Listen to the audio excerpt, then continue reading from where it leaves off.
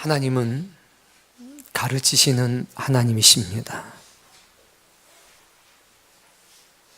이스라엘 백성들을 출애굽시키고 하나님께서 시내산이라고 하는 특별한 장소에서 그들에게 하나님의 법을 주셨습니다. 그리고 모세에게 명령하시고 말씀하셨습니다. 너는 내가 준 이 법을, 나의 말씀을, 토라를 가지고 가서 내 백성들을 가르치라. 하나님은 환상 중에 만나는 분이 아닙니다. 하나님은 말씀 중에 만나는 분입니다. 그래서 그때부터 하나님은 말씀의 하나님이 되신 겁니다. 불 속에 계신 분이 아니고, 구름 속에 계신 분이 아니고, 진리 가운데 계신 분. 이것이 기독교 신앙의 독특성입니다. 그래서 하나님은 우리에게 가르치시고, 우리는 진리를 배움으로 인해서 하나님을 알게 됩니다. 예수님은 그것을 굉장히 극적인 말씀으로 표현합니다. 영생이 무엇인지 아느냐? 영원한 생명이라고 하는 것은 유일하신 하나님과 그의 보내신 자 예수 그리스도를 아는 것이니라. 신비한 개인적인 체험, 물론 중요합니다. 그러나 그것보다 더 중요한 것은 바로 진리입니다. 말씀하시는 하나님, 들으라고 말씀하시는 것 아닙니까? 누가 들어야 되겠습니까? 하나님의 사람들이 들어야 합니다. 그래서 우리는 배우는 사람들입니다. 하나님은 말씀하시는 하나님, 하나님의 백성은 배우는 존재들. 그래서 말씀하시며 가르치는 역사 속에서 배우며 지키며 행하는 사람들이 구원의 역사를 이루어가는 것, 그것이 기독교의 신앙입니다. 오늘 여러분들에게 그 놀라운 은혜의 역사가 있기를 원합니다. 신명기서 4장에 하나님이 이렇게 말씀하십니다. 이스라엘아, 이제 내가 너희에게 가르치는 규례와 법도를 듣고 준행하라. 그리하면 너희가 살 것이라. 가르치시는 하나님이신 겁니다. 인류에게 위대한 가르침을 주었던 스승들이 참 많이 있습니다. 오늘은 그 중에서 네 분을 소개하려고 합니다. 얼마나 우리 방송신들 수고 많은지 몰라요. 그리고 날마다 좋아지는데 여러분에게 주님의 특별한 은혜가 있기를 바랍니다. 읽어보세요. 첫 번째 사람은 인류 역사상 가장 큰 교회입니다. 장년들만, 남자들만 60만 명이었습니다. 정확하게는 60만 명이 조금 넘습니다. 부녀들까지, 어린아이들까지 한다면 보통 한 250만에서 350만 명 정도로 추산을 합니다. 그런데 이 모세는 가르치는 사역을 위해서 시내산에 무려 8번이나 올라갑니다. 몇 번이요? 올라가 보지 않았으면 말을 마세요. 참 보통 일이 아닙니다. 80이 넘은 그 몸을 이끌고 8번을 올라갑니다. 그 중에 한 번은 개당 120kg가 넘는 돌판 2개를 가지고 올라갑니다. 목사님과 어떻게 올라갔을까요? 저도 모르지요. 저 같으면 30kg짜리 2개밖에 못 갖고 갔을 텐데 8번이나 올라갑니다. 그리고 40일 금식을 2번이나 합니다. 거기서 하나님을 만납니다. 그리고 그의 마지막 유언이 뭔지 아십니까? 가르치라. 여호수아야, 자녀들을 가르치라.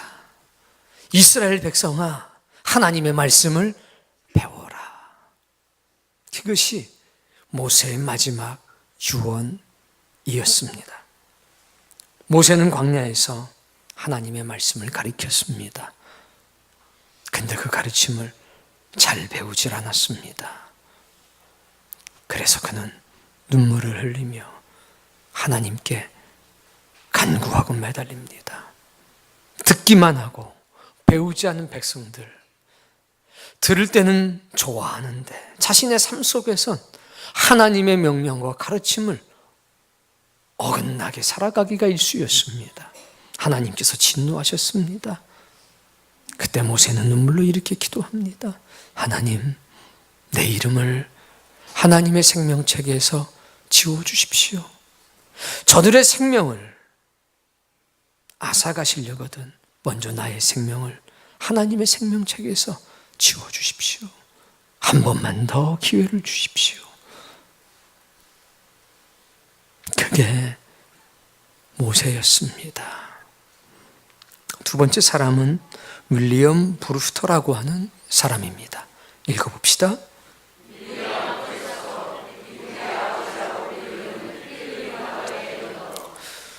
바로 1620년 102명의 사람들이 메이플라워라고 하는 배를 타고 대서양을 건너가 미국 땅에 정착하기 시작합니다. 그들의 리더는 바로 윌리엄 브루스터라고 하는 사람입니다. 그는 일평생을 오직 참된 예배를 위해서 헌신했던 사람들입니다. 영국 국교회라고 하는 교회의 최고의 결정권자는 국왕이다. 국왕은 신에게만, 하나님에게만 의무를 질 뿐이지 사람에 대해서는 의무를 지지 않는다. 짐이 곧 신의 대리자이다 라고 하는 잘못된 교리 속에 있던 영국 교회에서 오직 예수 그리스도, 오직 진리, 오직 성경을 주장했던 지도자였습니다. 그는 하나님의 사람들을 가르치기 위해서 모든 것을 헌신하고 희생했던 사람이었습니다. 윌리엄 브루스터의 헌신이 있었기에, 가르침의 헌신이 있었기에 그런 위대한 믿음의 여정은 가능했던 것입니다. 세 번째 사람은 얀 후스라고 하는 사람입니다. 읽어봅시다. 체코의 종교개혁자입니다. 마르틴 루터보다 100년 앞선 사람입니다. 그는 당시에 로마 캐톨릭에 의해서 정해진 법이 두 가지가 있었습니다. 첫 번째는 설교는 라틴어로, 두 번째는 성경은 라틴어로. 성경도 라틴어였고 설교도 라틴어로만 해야 됐습니다. 알아들을 수가 있을까요? 알아들을 수가 없었습니다. 그런데 얀 후스는 체코어로 설교했습니다. 그리고 체코어로 번역된 성경을 만들었습니다. 그리고 체코 국민들에게 이렇게 말했습니다. 진리를 배워라. 진리를 탐구하라. 너희가 진리를 알지 못하면 사단이, 마귀가 너희가 알지 못하는 사이에 너희를 비진리로 인도해 갈 것이라. 진리만이 너희에게 구원을 가져다 줄 것이고 진리만이 너희들에게 평안을 가져다 줄 것이라. 모든 지구 사람들이 베들레헴이라고 하는 교회로 몰려들기 시작했습니다. 자국어로 설교하기 시작했고 자국어 성경을 읽기 시작했습니다. 사제들에게 머물러 있던 하나님의 성경을 주의 백성들에게 돌려준 것입니다. 그의 위대한 가르침은 종교 개혁에 큰 불을 당기기 시작했습니다. 로마 카톨릭에서는 1415년 콘스탄틴이라고 하는 곳에서 종교회의를 하게 됩니다. 그리고 거기서 두 가지 결정을 하게 됩니다. 첫 번째는 얀 후스라고 하는 사람을 이단으로 정죄해서 화형시키기로 결정을 합니다. 두 번째는 존 위클리크라고 하는 영국의 종교개혁자, 이미 그는 죽었습니다. 그를 이단으로 정죄하기 시작합니다. 그래서 위클리프의 모든 서적을 불태우기 시작합니다. 사진을 보실까요? 콘스탄틴에 있는 얀 후스에 화형당했던 바로 그 장소입니다. 얀후스는 죽어가면서 이렇게 얘기했습니다. 얀후스의 별명은 거위였습니다. 너희는 지금 거위 한 마리를 불에 태워서 죽이고 있다. 그러나 100년 뒤에는 백조가 나타나서 너희를 깜짝 놀라게 할 것이다 라고 하는 예언을 하게 됩니다. 그로부터 정확하게 102년 뒤에 마르틴 루터의 종교개혁이 시작됩니다. 우연의 일치일까요? 콘스탄틴에서 이런 일이 있었습니다. 네가 주장하는 그 몇 가지만 철회한다면 너에게 새로운 생명을 보장하겠다. 그러나 얀후스는 그것을 받아들이질 않았습니다. 다음 사진은 얀후스가 갇혀있던 감옥입니다. 바로 이게 감옥입니다. 감옥을 그대로 살려서 저기 호텔을 지었습니다. 5성급 호텔입니다. 저 안에 들어가 보게 되면 그때 그 시절 어떤 일이 있었는지를 그림으로 잘 정리해 놓았습니다. 중요한 것은 얀후스 사후입니다. 체코 국민들의 가슴 속엔 진리를 향한 뜨거운 열망이 불타오르기 시작했습니다. 그들은 진리를 듣는 사람이 아니라 진리를 배운 사람이 됐습니다. 그래서 그 유명한 후스 전쟁이 시작됩니다. 무력으로 진압하려고 하는 로마 가톨릭과 생명을 내걸고 진리를 수호하겠다는 체코 국민들이 전쟁을 일으키게 되는 것입니다. 그래서 타보르라고 하는 곳에 모여서 결사 항쟁을 하게 됩니다. 네 번째 위대한 스승은 바로 예수 그리스도이십니다. 그분은 마가복음 10장을 통해서 우리에게 이런 놀라운 사실을 보여줍니다. 예수께서 거기서 떠나 유대 지경과 요단강 건너편으로 가시니 무리가 다시 모이거늘 예수께서 따라해보세요. 다시 전례대로 가르치시더니 주님도 가르치셨습니다. 전례대로 광야에서도 가르치셨습니다. 바닷가에서도 가르치셨습니다. 초장에서도 가르치셨습니다. 시장에서도 가르치셨습니다. 성전에서도 가르치셨습니다. 식사하면서도 가르치셨습니다. 휴식하는 순간에도 가르치셨습니다. 그분은 진리를 강론하는 데 있어서 단 한시도 멈춰 서 있던 적이 없으셨습니다. 사랑하는 성도님, 가르치는 사람이 없으면 하나님의 역사는 불타오를 수가 없습니다. 하나님의 역사는 언제든지 가르치는 사람들의 특별한 열심 속에서 이루어져 왔습니다. 따라해 볼까요? 가르치는 자와 배우는 자가 하나가 될 때 위대한 역사는 나타난다. 예수님은 십자가에 매달리셔도 그 순간에도 가르치셨습니다. 그리고 위대한 가상실현을 남깁니다. 그 중에 우리가 반드시 기억해야 될 두 마디가 있습니다. 첫 번째는 다 이루었다입니다. 당신의 뜻을 이룬 것이 아닙니다. 하나님께서 주님께 맡겨두신 모든 말씀과 사명을 다 이루었다는 것입니다. 두 번째는 엘리 엘리 라마 사막다니입니다. 아버지여, 아버지여, 나를 버리시나이까. 그것은 오늘 우리에게 역설적인 진리가 돼서 우리의 영혼을 울리는 겁니다. 아버지여, 아버지여, 나를 버리시나이까? 라는 그 물음을 통해서 우리의 영혼을 일깨우시는 겁니다. 하나님은 예수 그리스도의 부활을 통해서 답변하십니다. 아니다. 내가 너를 버리지 않았노라. 여러분, 주님의 그 가르침이 여전히 우리에게 유효하고 있음을 기억하십시오. 예수님께서 이런 말씀을 남기십니다. 내가 가면 그를 너희에게 보내리니 그가 와서 진리에 대해서, 의에 대해서, 심판에 대해서 너희를 가르칠 것이라. 내가 너희에게 말한 모든 것을 다시 생각나게 하실 것이라. 성령님을 보내시는데 누구로 보내십니까? 교사로 보냅니다. 진리의 교사로 보내신다는 겁니다. 타이타닉 이야기를 잠깐 해드리겠습니다. 타이타닉은 영화 타이타닉이라고 하는 것을 통해서 잭과 로즈라고 하는 사람의 러브 스토리를 우리에게 보여줬습니다. 그러나 그날 있었던 일은 잭과 로즈의 러브 스토리만이 아닙니다. 더 크고 위대한 일들이 있습니다.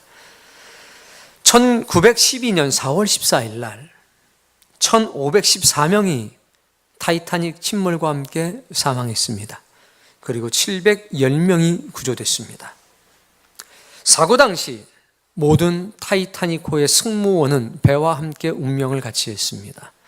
단 한 명 2등 항해사였던 찰스 레이틀리라고 하는 사람만 생존했습니다. 그는 선장의 특별한 명령을 받아서 모든 승객들을 구조하는 임무를 맡은 겁니다. 그는 회고록을 쓰게 되고 그 회고록 속에는 놀라운 사실들이 적혀 있었습니다. 레이 히틀러는 그날 밤은 결코 잊을 수 없다라고 기록하고 있습니다. 선장 에드워드 스미스는 마지막 명령을 내리고 있습니다. 승객들을 구조하라. 그때 첫 구명보트가 바다에 내려지게 됩니다. 갑판 위에 한 여성에게 레이틀러는 말합니다. 부인, 어서 구명보트에 오르십시오. 그녀는 고개를 흔듭니다. 아닙니다. 저는 이 배에 남겠습니다. 그 옆에 있던 남편이 말합니다. 여보, 어서 타. 그때 그 여인은 이렇게 답변을 했다고 합니다. 나는 결코 혼자 가지 않을 겁니다. 당신과 함께 이 배에 남겠습니다. 그것이 레이틀러가 본 최후의 모습이라고 합니다. 뿐만 아닙니다. 에스터 4세라고 하는 당시 세계 최고의 부자가 그 배에 타고 있었습니다. 그는 임실 5개월 된 아내를 보트에 태웠습니다. 갑판에 앉아서 보트를 향해 말했습니다. 사랑합니다, 여보. 승객을 대피시키던 선원이 에스터 4세에게 구명보트에 타라고 권유를 합니다. 에스터는 이런 지하에 거절합니다. 사람이 최소한의 양심은 있어야 되는 것이 아닙니까? 그리고 자기의 남은 자리를 한 아일랜드 여성에게 양보했습니다. 그는 세계 최고의 부자였고 자신의 자리가 보장된 사람이었습니다만 그는 의로운 죽음을 선택했습니다. 성공한 은행가였던 구겐하임 씨도 그 자리에 있었습니다. 그는 마지막 순간 화려한 이브닝 드레스로 옷을 갈아입습니다. 그리고 말했습니다. 죽더라도 신사답게 죽겠습니다. 그리고 말합니다. 이 배에는 나의 이기심으로 구조되지 못한 죽어간 여성은 없을 것입니다. 나는 짐승보다 못한 삶을 살 바에야 신사답게 죽겠습니다. 그 쪽지를 아내의 손에 쥐어줍니다.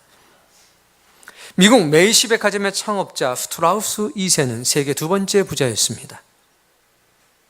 그는 아내를 설득하고 있었습니다. 그러나 아내 노잘리는 구명보트에 타지 않았습니다. 아내는 이렇게 말했습니다. 당신이 가는 곳에 나도 항상 가겠습니다. 세상 어디든지 당신과 함께 있을 것입니다. 그녀는 남편을 두고 배에 오르는 것을 완강하게 거절했습니다. 미국으로 남편과 함께 신혼여행을 떠났던 리더파스라고 하는 여인이 있었습니다. 그는 남편을 꼭 껴안으면서 혼자 살아 나는 것을 거부했습니다. 그때 그의 남편은 그녀를 주먹으로 때려 기절시켰습니다. 정신이 돌아왔을 때 그녀는 이미 바다 위에 떠 있는 구명보트 안이었습니다.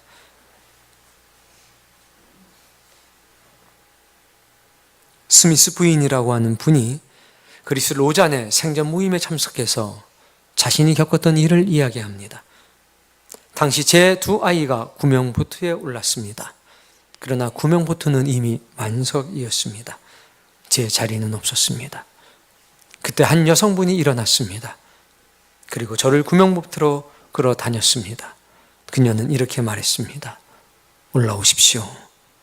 아이들에게는 어머니가 필요합니다.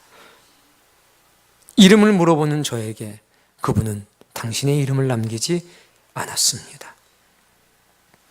희생자들 중에는 억만장자였던 아스테드, 저명신문가였던 햄스테드, 육군소령 바트, 저명 엔지니어 루오 부어 등 수많은 사회 저명 인사들이 타고 있었습니다. 이들은 모두 곁에 있던 가난한 농촌의 부녀들에게 자리를 양보했습니다. 연산사였던 존 필립스는 선장의 하선 명령에 거부합니다. 그리고 배가 침몰하는 그 순간까지 SOS를 입력하면서 자신의 자리를 떠나지 않았습니다. 선미가 물에 가라앉기 시작했을 때에 삶과 죽음의 마지막 순간에 남아있는 사람들은 서로에게 외쳤습니다. 당신을 사랑해요. 당신을 사랑해요.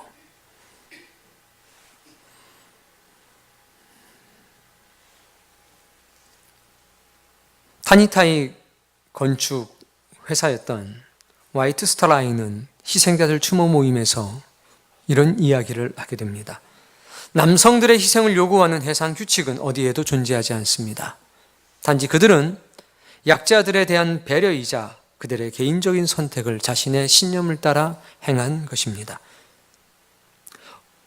언신 케이블이라고 하는 책의 저자인 다니엘 알란 버틀러는 약자들을 위해 희생했던 사람들을 가리켜 이렇게 말합니다.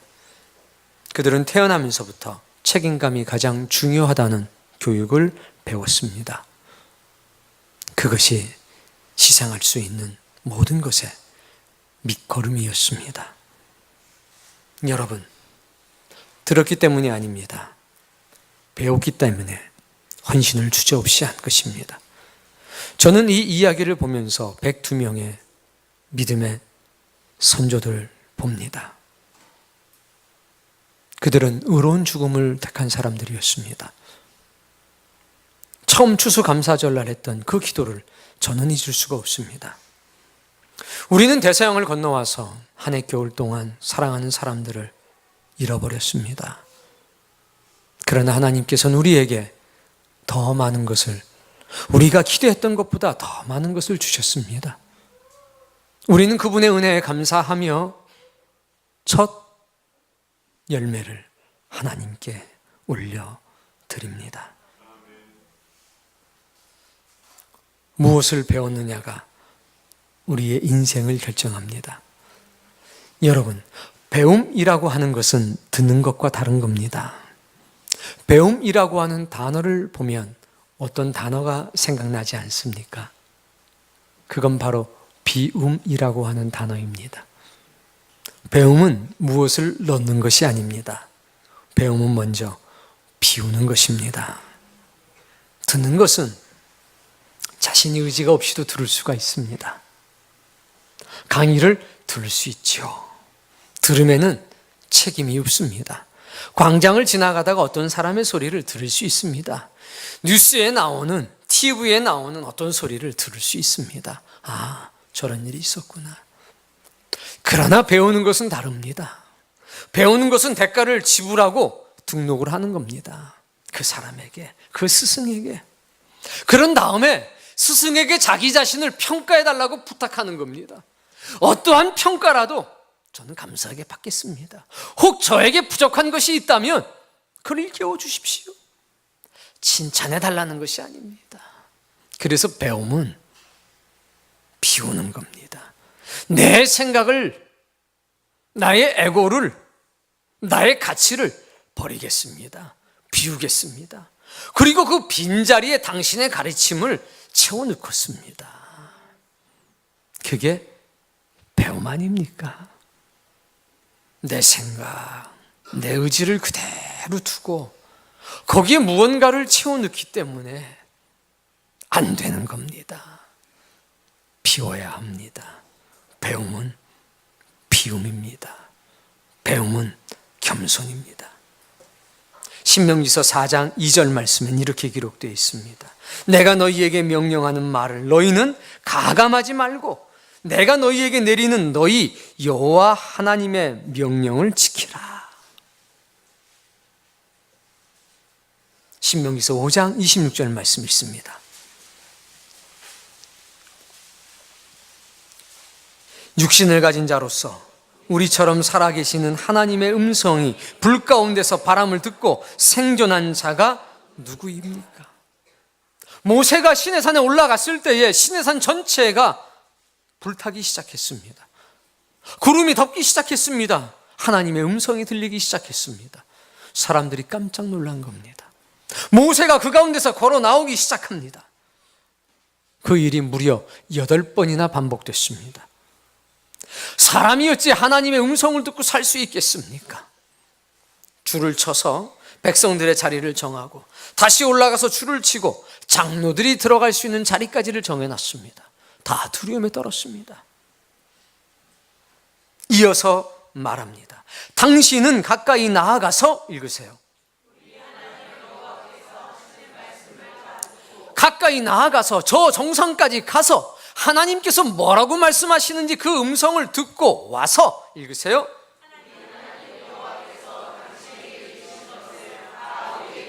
우리에게 그대로 가르쳐 주옵소서. 그러면 우리가 듣고 행하겠습니다.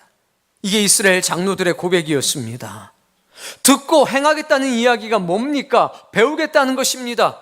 내 생각을, 내 가치를 내려놓고 하나님의 말씀으로 내 영혼을 채우겠다는 것입니다. 오늘 본문 1절 말씀,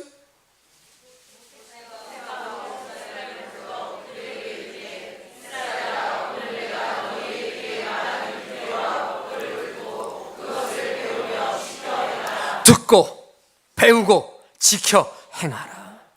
사랑하는 성도님, 듣고 배우고 지켜 행하는 사람이 되어야 하늘의 복을 받을 수 있습니다. 어떤 위대한 믿음의 행동은 들어서 되는 게 아닙니다. 막연하게 알고 있기 때문에 할 수 있는 일이 아니라는 것입니다. 예수님이 십자가 지셨다는 사실 다 알고 있지만 그 십자가를 지는 사람은 적지 않습니까? 주님이 말씀하셨습니다. 배우라고. 가르쳤던 그 주님이 말씀하셨습니다. 내가 너희에게 분부한 모든 것을 가르쳐 지키게 하라. 가르침의 목적은 어디에 있습니까? 배우는 자에 있는 겁니다. 자, 마태복음 9장 말씀인데 제가 읽을 테니까 따라 읽어봅시다. 너희는 가서 내가 긍휼을 원하고 제사를 원하지 아니하노라 하신 뜻이 무엇인지 배우라. 뭐하라? 들으라가 아닙니다. 긍휼을 원하고 제사를 원하지 아니한다는 그 말의 뜻이 무엇인지를 배우라. 명제가 아니라 그 명제가 실제 삶 속에서 무엇을 의미하는지 배우라는 얘기입니다. 배우기 위해서 이 당시에는 어떠했습니까? 자신의 집을 떠나 가야만 했습니다. 자신의 집을 떠나지 않고서는 배울 수가 없었습니다. 스승과 함께 먹고 자야 했습니다. 그래서 집에서 누군가의 제자가 되겠다고 길을 떠나면 남겨진 여인은 자신의 가정의 모든 삶에 경제를 책임져야 했습니다. 그러나 그것을 온 가족들은 명예롭게 여겼습니다. 집안 식구들의 먹고 사는 문제를 등 뒤로 하고 스승과 하루 종일 같이 먹고 자면서 그 의미를 삶으로 깨달아가는 것입니다. 그게 배우는 것입니다. 자신의 인생을 비우지 않고는 배울 수가 없었습니다. 예수님께서 배우라고 말씀하십니다. 뿐만 아닙니다. 나는 마음이 온유하고 겸손하니 나의 멍에를 메고 내게 배우라. 그리하면 너희 마음이 쉼을 얻으리니. 사랑하는 성도님, 마음의 평안이 왜 찾아오지 않습니까? 왜 하나님을 만나고 그리스도 예수를 영접하여 살아가는데 내 마음에 평안이 없습니까? 왜 이런저런 어려움을 겪게 되면 흔들리는 겁니까? 배우지 않았습니다. 주의 말씀을 듣기만 하고 배우지 않았습니다. 주님은 말씀하셨습니다. 멍에를 메고 배워라. 십자가 지지 않으면 들을 수는 있지만 배울 수는 없는 모양입니다. 그래 우리 주님 말씀한 겁니다. 자기 십자가 지고 나를 따라와라. 좁은 길로 들어가라. 멍에를, 주님이 주신 그 멍에를 치지 않으면 주님께 배울 수가 없습니다. 여러분, 배움이 얼마나 중요한지, 너희는 내게 배우고 받고 듣고 본 바를 행하라. 그리하면 평강의 하나님이 너희와 함께 계시리라. 바울이 고백한 것입니다. 내가 예수 그리스도를 본받는 자가 된 것처럼, 배우는 사람이 된 것처럼 너희는 예수 그리스도를 배우기 위해 숨쉬는 나를 배우도록 하라. 배움이 얼마나 중요한지 주님이 직접 말씀하셨습니다. 요한복음 6장 44절 찾아서 보겠습니다.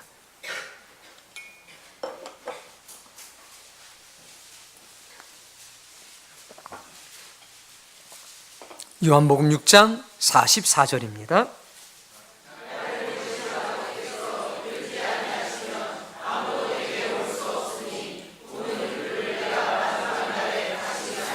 내가 마지막 날에 그를 살릴 것이라. 그가 누군지 봤더니 아버지께서 이끌어 주님께 데리고 온 사람입니다. 아버지 하나님께서 이끌어서 주님께 데리고 온 그를 주님께서는 마지막 날에 다시 살리겠다고 말씀하는 겁니다. 그리고 나서 45절에 말씀을 합니다. 선지자의 글에 읽으세요. 누가 내가 마지막 날에 살릴 그들이 누군 줄 아느냐? 하나님의 가르침을 받은 사람이라. 기록되었은즉 아버지께 듣고 배운 사람마다 내게로 오느니라. 처음에는 아버지가 이끌어내게 데리고 온다. 내가 그들을 살릴 것이다, 마지막 날에. 그러나 구약의 말씀을 인용하면서 말씀합니다. 누가 내게 오겠느냐? 아버지께 듣고 배운 사람마다 내게 오느니라. 아버지 하나님께서 어떻게 이끌어 오십니까? 가르치심으로. 가르치실 때에 그 배움을 받아들인 사람들을 진리 가운데로 인도해 오신다는 것입니다. 여러분은 배우는 사람들입니까? 아니면 단순히 듣는 사람들입니까? 배우는 사람은 겸손할 수밖에 없고 배우는 사람은 엎드릴 수밖에 없습니다. 그들의 삶의 기준은 이미 스승의 가르침이 대신하고 있기 때문입니다. 그들은 배움을 위해서, 그리고 지키며 행하는 것을 위해서 자신의 모든 것을 내어 놓은 사람들입니다.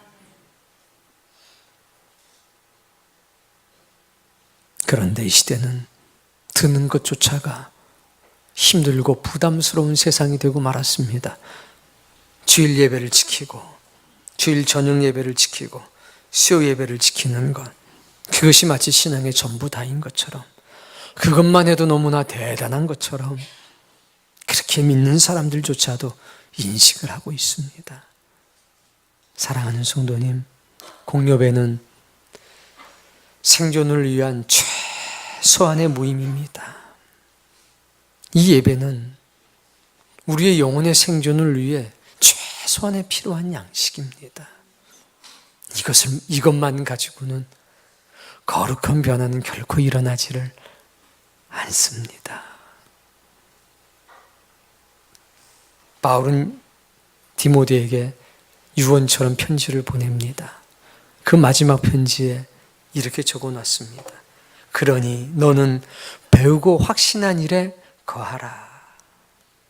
내가 누구에서 배운 것을 알지 않느냐? 성경은 능히 너로 하여금 그리스도 예수 안에 있는 믿음으로 말미암아 구원에 이르는 지혜가 있게 하느니라. 배워야 합니다. 듣기 위해서 배우는 게 아니라 지키기 위해서 배우는 것입니다. 이사야서 2장 말씀도 찾아서 읽겠습니다. 이사야서 2장 3절 있습니다. 많은 백성이 가며 이르기를 오라 우리가 여호와의 산에 오르며 야곱의 하나님의 전에 이르자. 그가 그의 길을 우리에게 가르치실 것이라. 우리가 그 길로 행하리니 이는 율법이 시온에서부터 나올 것이요 하나님의 여호와의 말씀이 예루살렘에서부터 나올 것임이니라. 우리가 여호와의 산에 올라가자. 왜? 거기서 하나님은 가르치신다는 겁니다. 나는 거기 가서 배우겠다는 얘기입니다. 듣겠다는 얘기가 아닙니다. 배우겠다는 얘기입니다. 배운다는 것은 지키고 행한다는 것을 의미합니다. 하나님의 말씀 지키고 행하기 위해서 배우는 것입니다. 너희가 나의 명령을 지키고 행한다면 내가 약속한 땅을 너희가 얻을 수 있을 것이라. 주의 말씀이었습니다. 배움이 얼마나 중요한지. 영국 땅을 떠나 미국으로 옮겨갔던 그분들, 일반인의 상식으로 보면 어리석은 사람이요, 바보 같은 사람이요, 미친 사람들 아닙니까? 왜 가냐? 오직 한 가지입니다. 올바른 예배를 위해서 갑니다. 여기서 드리는 건 예배가 아니냐? 하나님이 기뻐하시는 예배가 아닙니다. 예배의 본질은 진리요 하나님이지 사람이 아니지 않습니까? 국왕을 위한 교회가 아니고 국왕을 위한 예배가 아니지 않습니까? 예배는 하나님을 위한 예배요. 예배는 진리를 위한 예배 아닙니까? 그런데 영국 땅에서는 그것을 허락하지 않기 때문에 우리는 예배를 위해서, 참된 예배를 위해서 떠나갈 수밖에 없습니다. 그건 진리를 아는 지식으로부터 나온 겁니다.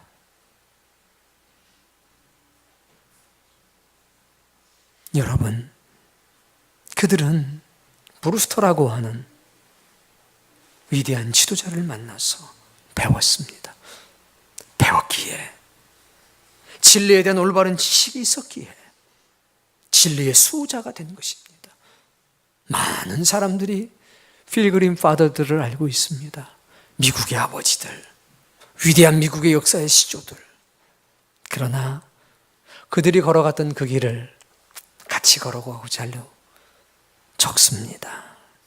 그 이야기는 듣지만 그 이야기를 배우지는 않는다는 겁니다. 이사서 26장 말씀을 제가 읽을 테니 따라 읽어봅시다. 악인은 은총을 입을지라도 의를 배우지 아니하며 정직한 자의 땅에서 불의를 행하고 여호와의 위엄을 돌보지 아니하는도다. 악인의 특징이 나오는 겁니다. 악인은 악한 일을 행하는 사람이 아닙니다. 악인은요, 첫 번째가 뭔지 아십니까? 하나님의 은총을 입어요.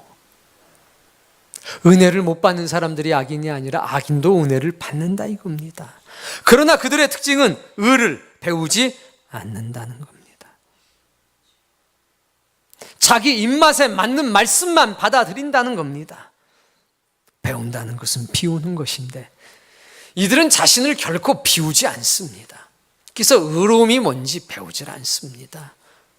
들을 뿐이죠. 좋네. 그렇네. 그러나 배우진 않습니다. 이게 악인의 특징이라고 합니다. 그래 오라. 그래 니네 말이 오라. 올바른 예배 드려야지. 예배의 주인은 하나님이시지. 교회의 주인은 예수 그리스도시지. 야, 근데 국왕이 저렇게 설치되는데 어떡하냐? 그렇다고 뭐 여기에 하나님이 안 계시겠냐?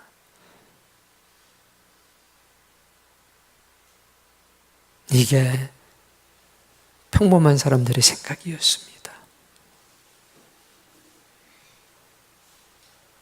그러나 이들은 달랐습니다. 들은 대로 사는 게 아니라 배운 대로 사는 겁니다. 그게 추수감사주일 아니겠습니까?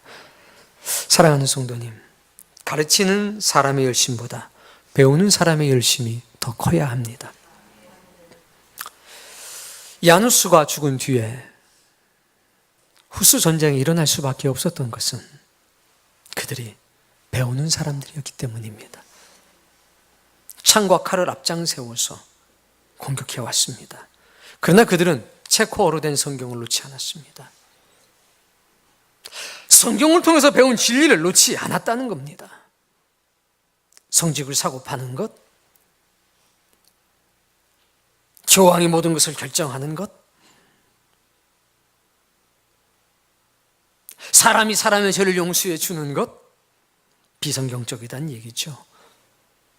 하나님께서 주의 백성들에게 이 성경을 피 흘림으로써 주셨다는 사실은 그들은 깨달았기 때문에 한 번 손에 잡은 성경을 놓지 않았고 한 번 손에 잡은 신앙의 자유를 놓지 않았다는 것입니다. 타보르라고 하는 것은 바로 다볼산의 또 다른 이름입니다. 예수님께서 변화되었다는 바로 그것. 그들은 그 지명의 이름을 타보르라고 했습니다. 얼마나 사모했으면.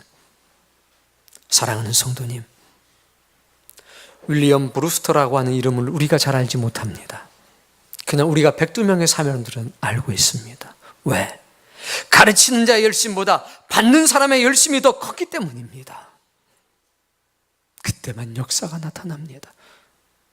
가르치는 사람의 헌신과 열정이 없이는 어떠한 것도 나타날 수가 없지만 가르치는 자의 열심만 가지고는 이루어지지 않습니다. 배우는 사람들의 열심이 있을 때에 위대한 역사는 나타나는 것입니다. 오늘 하나님은 여러분을 그렇게 부르셨습니다. 이 자리에 가르치는 자의 열심이 살아있어야 합니다. 그러나 그것만 가지고는 안 됩니다. 배우는 자의 열심이 함께 불타올라야 합니다.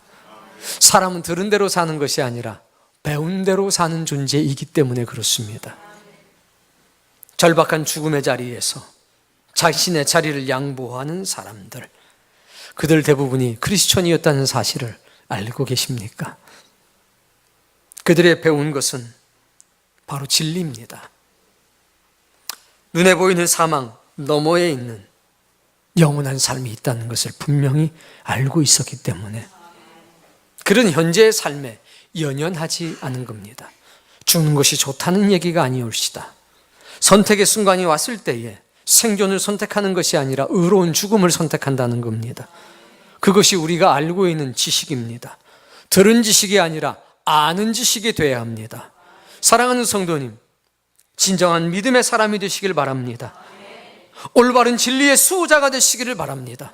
그리고 그 진리의 집행자가 되시기를 바랍니다. 그 진리를 따라서 사는 믿음의 사람이 되시기를 바랍니다. 자신의 모든 것을 내려놓으셔야 합니다. 시편은 우리에게 놀라운 말씀을 주십니다. 내가 고난 당하기 전에는 그릇된 길로 행하였습니다. 그러나 고난을 당하고 난 뒤에 저는 비로소 깨닫습니다. 고난으로 말미암아 내가 주의 법을 배우게 되었습니다. 주의 손이 나를 만들고 세우셨으니 내가 깨달아 주의 계명들을 배우게 하소서. 이게 그 유명한 시편서 119편 71절과 73절의 고백입니다. 여러분, 고난 당해야 비로소 깨닫는 모양입니다. 그러니 고난 당하기 전에 먼저 내려놓으십시오. 그리고 주의 진리를 배우십시오. 진리를 알지니 진리가 너희를 자유롭게 하리라. 어렸을 때의 경험, 그거 신앙 안으로 끌고 오지 마십시오. 나의 형편, 나의 지식, 신앙 안으로 끌고 오지 마십시오. 오늘부터 새롭게 사십시오. 바울처럼 전부 다 배설물처럼 버렸다. 오직 그리스도 예수를 아는 고상한 지식 하나만 남았다. 이것이 여러분의 고백되기를 바랍니다. 하나님께서 이 귀한 공동체를 예수 그리스도의 피로 세우셨습니다. 이제 우리 공동체의 고백은 오직 하나여야 합니다. 진리. 진리. 어젯밤에 우리 딸이 저에게 물어봤습니다. 아빠, 다른 교회도 생명의 속전을 드리나요? 아니, 아마 생명의 속전이라고 하는 이름으로 감사헌금을 내는 교회는 별로 없을 거야. 옆에 있던 아내가 거듭니다. 예, 때때는 이런 게 좀 부담스럽기도 해. 그런데 기쁨이 있어. 기쁨. 말씀대로, 성경에 기록된 대로 살려고 하는 기쁨이 있어. 우리는 몰랐을 때는 우리도 못해. 그런데 알게 되면 그때부터 우리 교회는 그렇게 하려고 노력을 해. 그게 은혜야. 어젯밤에 이런 대화를 나눴습니다. 그러나 여러분, 생명의 속전을 들었다고 다 하는 것은 아닙니다. 배운 사람만 합니다. 저는 우리 교회가 말씀대로 살기 위해서, 성경대로 살기 위해서 몸부림치는 교회가 되었으면 합니다. 그게 때때로 저 자신도 불편하게 합니다. 생각해 보십시오. 올바른 교회의 모습은 이런 겁니다. 항상 제일 먼저 등장하는 게 주의 종들 아닙니까? 주의 종이 이렇게 살아야 되고 저렇게 살아야 되고. 그게 70%입니다. 그리고 한 30% 따라오는 게 주의 백성들이 이래야 되고 저래야 되고. 말라기서 강해하면 제가 제일 먼저 부끄러운 것 아닙니까? 제가 먼저 영적인 타켓이 되는 것 아닙니까? 저를 불편하게 합니다. 그러나 성경의 가르침이 그러하기 때문에 때때로 지키지 못하고 넘어지고 쓰러져도 그 길을 걸어갈 수밖에 없지 않냐는 얘기입니다. 왜? 그게 진리의 길이니까. 저부터 십자가 지고 저부터 진리를 가슴에 대지 않습니까? 우리 모두 마찬가지 아닙니까? 성경이 말씀하시는 것 그 이상을 우리는 말할 수가 없습니다. 그러나 성경이 말씀하시는 길이라면 그것이 힘든 일이든 그것이 쉬운 일이건 우리는 상관이 없습니다. 걸어야 될 길이기 때문에 그렇습니다. 그것으로 저와 여러분이 하나 되길 바랍니다. 진리가 왕노릇하는 교회, 진리가 왕노릇하는 신앙, 그것이야말로 우리가 꿈꾸는 교회요 신자의 모습이 아니겠습니까? 가르치라, 배우라, 지켜 행하라. 이것이 오늘 저와 여러분의 고백되길 바랍니다. 그 장로들은 마지막 순간에 이렇게 말했습니다. 당신이 가서 하나님의 말씀을 듣고 그대로 우리에게 전해주신다면 우리는 그대로 지켜 행하겠습니다. 말씀하시는 하나님, 그분 앞에서 저와 여러분의 삶이 새로워지고 영원히 새로워지기를 바랍니다. 우리는 이 시간도 영적인 메이플라워를 타고 여전히 영적인 대상을 건너가고 있습니다. 주여, 우리에게 배움의 열정이 식어지지 않게 하시고 그 배움의 열정이 듣는 것으로 착각하는 신자가 없게 하옵소서. 지켜 행하라 명령하신 주의 말씀이 우리에게 진실한 은혜가 되고 생명의 양식이 되기를 바랍니다.